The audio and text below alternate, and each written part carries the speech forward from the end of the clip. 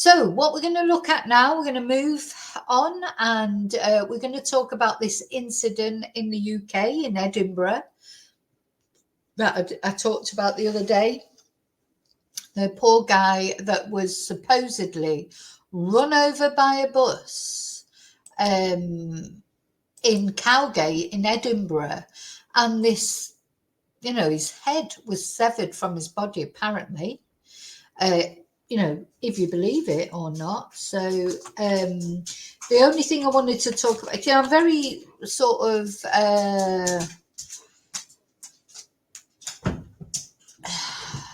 let's have a look.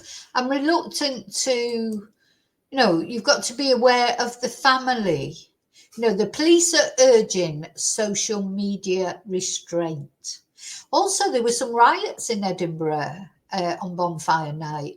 The trouble is, where we are now with the police is we don't believe a word they say, do we? Because of what happened with the South, even if before, a lot of people already didn't believe what the police said. But then with the Southport stabbings, then it turns out that they, the guy that was arrested, the young lad that was arrested for the Southport stabbings, they're still declaring it's not a terrorist incident. But then it turns out, he seems that he had been radicalized somewhat because of things that were found in his house that they never told us about until now. They waited till things calmed down. And although you can understand the logic behind that, because everything was very febrile, wasn't it? And there was a lot of false information going around.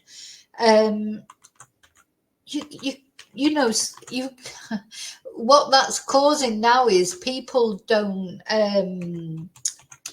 believe the police. So when the police are saying this guy's been run over by a bus and somehow had his head severed, and completely very clean cut.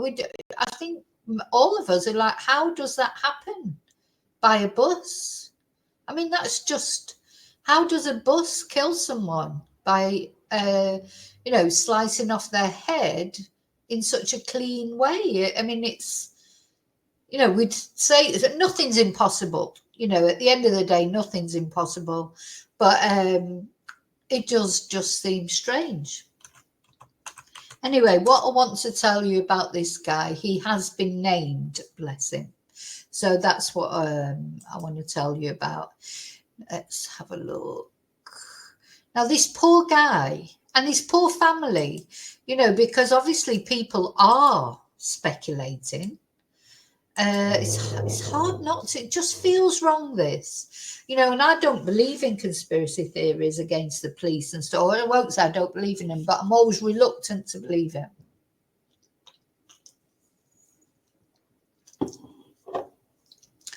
So police have named a man who died from catastrophic injuries after being hit by a bus. Now, they've never... I don't know. It might help if they should sort of explain how it happened, because people are imagining how could that happen. So anyway, this poor guy was called Michael Lenigan, 74. He was killed in front of people on a street packed with late night bars and nightclubs. So where are the witnesses? Where are people who were there and saw it happen talking? Anyway, apparently his family have thanked the public and emergency services for their response and asked for privacy. Well, they will want privacy. He had been on foot at the time of the incident. Officers set up a cordon covering a large area of the street in the aftermath. They also put up sheets on the South Bridge to screen off the view of the Cowgate below. Why does this just feel wrong? So Sergeant Paul Ewing of the Edinburgh Road Policing Unit said, "Our thoughts remain with Michael's family and friends, as well as everyone affected by this tragic incident." Now, of course, there was this horrible video that was going around where some Halloween revelers saw his head, and I have seen this video. It's horrible. They saw his head on the floor. It was CCTV video. So how did that CCTV video, how did it get leaked? You know, that's another question, isn't it? How was that video ever issued in the first place, released in the first place? And so these young lads that were drunk, like walking up the street, thought it was a Halloween mask. One of them picked it up and then realised it was a real head and like threw it down. I mean, it was horrible. So who leaked that video? And anyway, this policeman says, we've already spoken to a number of people who were in the area at the time, and work is ongoing to check public and private CCTV footage. It's understood several people witnessed the incidents before bars, clubs and hotels within the cordon were closed early. And the police say their investigation is ongoing. So they want privacy. The family want privacy. So who are these people that witnessed the incident?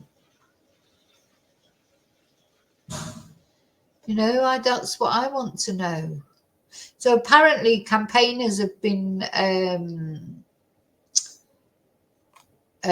living streets.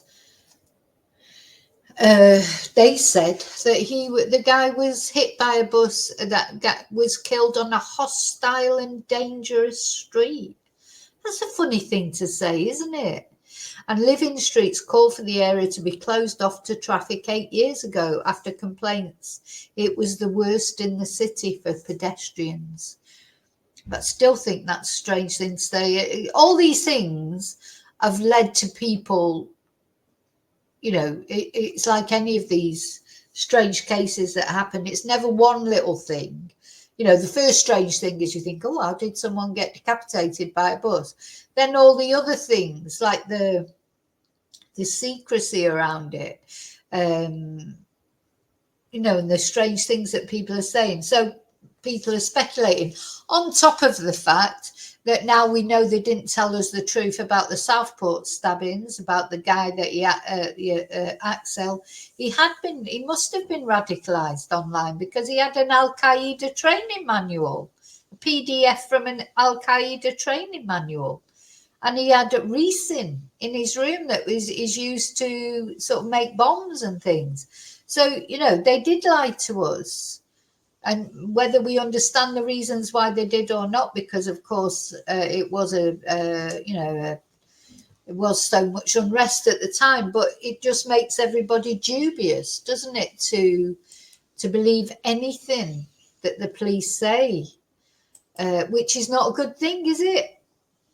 You know, so it's just not a good thing. Hi, Seffi.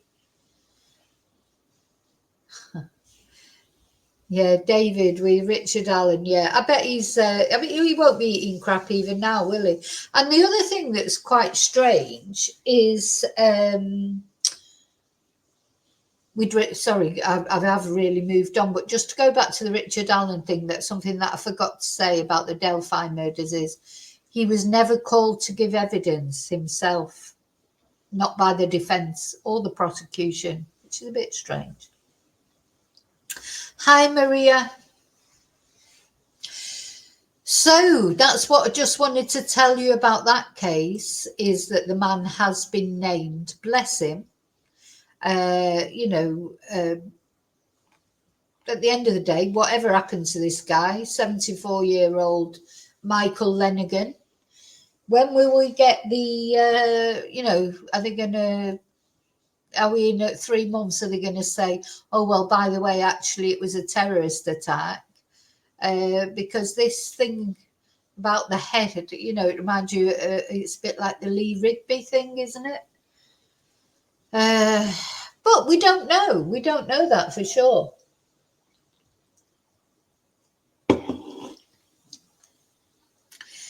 Now, I want to do a video. Definitely, I'll be doing a video soon about bedroom terrorists. You know, I've been looking into it. I've been researching it, and so many young people get radicalized online, and not only, you know, radicalized from Islam or the far left, the far right.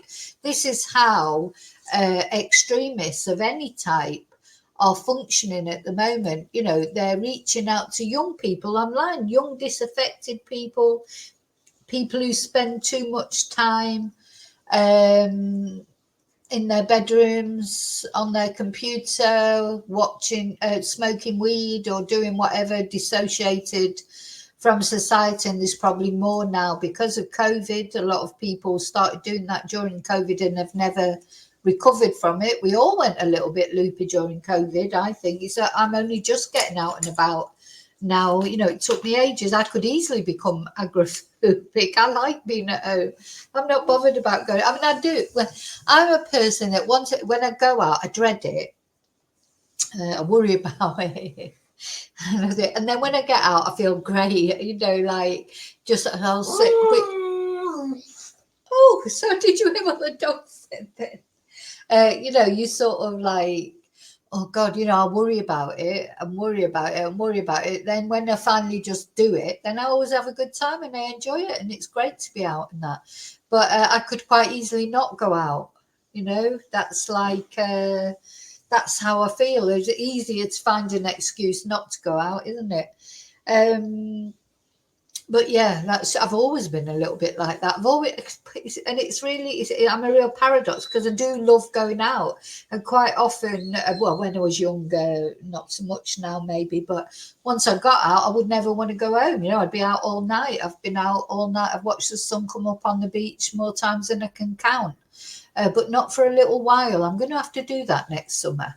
So, you know, well, what I'm saying, so a lot of young people have gone like this as well. Not only young people, all kinds of people. So that's the easiest way to radicalize somebody, isn't it? Online, you know, people that are vulnerable, sat at home, maybe at that rebellious stage. Teenagers, they are rebellious, so they do fight against the system, don't they? They do rage against the machine. So, you know, they're easy prey, I think.